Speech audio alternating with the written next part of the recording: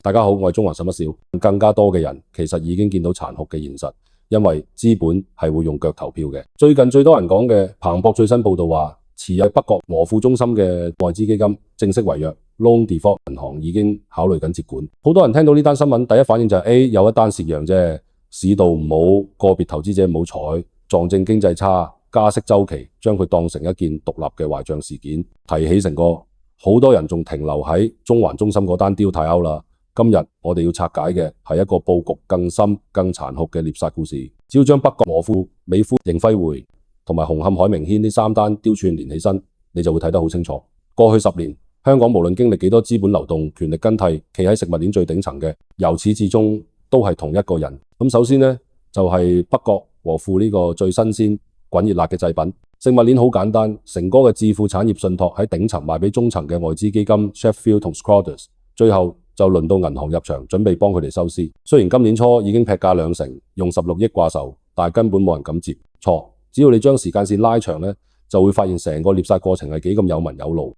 2017年，致富用20億嘅天價喺市場最瘋狂嘅時候，將和富匯賣俾呢班外資基金。佢哋嘅如意算盤當然唔係為咗收嗰雞碎咁多嘅租金，而係想花2億半豪莊園再轉手食盡個升浪。可惜佢哋買入嘅理由係基於一個成哥早已睇穿會消失嘅舊香港。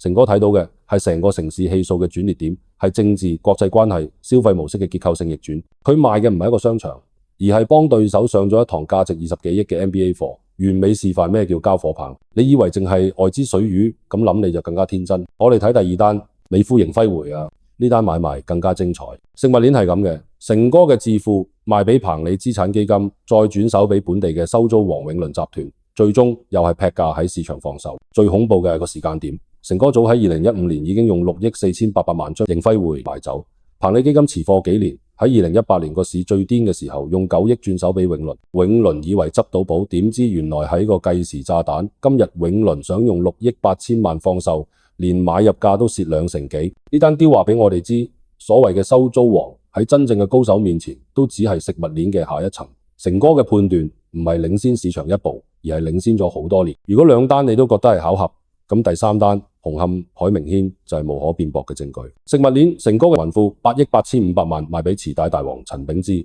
陳炳志食咗一陣，再喺2018年以11億6千萬轉手俾彭理資產，即係後尾嘅 Schroders。有冇見到個 pattern？ 又係2018年呢個年份就分水嶺。結果疫情一嚟，租客執笠，物業丟空，最終接貨嘅 Schroders 今年要將部分樓層拎出嚟拍賣，標價6億5，比買入價低成4成4，擺明車馬要斬纜止蝕。睇完3單 case。個模式仲唔夠清楚咩？成哥嘅商業王國由2012年開始沽售大陸資產，佢早喺2015年至2017年就已經有系統有部署咁，將呢啲食正香港本地消費嘅非核心資產喺市場氣氛最熾熱嘅時候派發出去。佢賣出嘅理由唔係因為睇淡1-2年嘅租金，而係佢睇穿咗香港整個城市氣數嘅轉捩點。接貨嘅無論係臍帶大王呢啲本地薑，定係永倫呢啲傳統財主，亦或係 Schroders 呢啲雄心壯志嘅過江龍，最終全部都成為呢場資本大退潮嘅犧牲品。或許成哥賣出嘅理由係基於一個佢早已預見嘅新香港，呢個就係資訊差、視野差同埋格局差帶嚟嘅殘酷獵殺。呢個世界冇英雄，亦都冇救世主，只有捕獵者同獵物。成哥嘅操作就係最純粹嘅出售者後接貨者豬，當國際基金都要蝕本離場，甚至要被銀行接管。呢個信號已經非常清晰。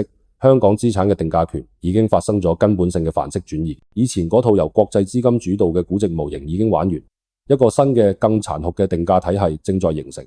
銀行接管資產只會令市場多咗供應，更多平貨掟出嚟，形成一個冇人想見到嘅死亡螺旋。下一個爆嘅好有可能就係寫字樓或者其他喺2018年高位過度槓桿嘅本地財團。呢個跌浪嘅深度同長度絕對會超出大部分人嘅想象。呢場資本遊戲，莊家一早就寫好劇本，部署好晒離場路線，而家只不過係按劇本執行。你仲信會有奇蹟？我只係信現金風暴從來都未真正殺到，而家只係微風吹起咗幾件垃圾。喺呢個魑魅魍嘅世界，你唔食人，人就食你，信唔信由你，反正我信啦。如果對我哋分析有興趣，記得訂閱我哋嘅中環11小，仲要撳埋個鐘仔，咁就唔會錯過我哋嘅最新內容。下次再見。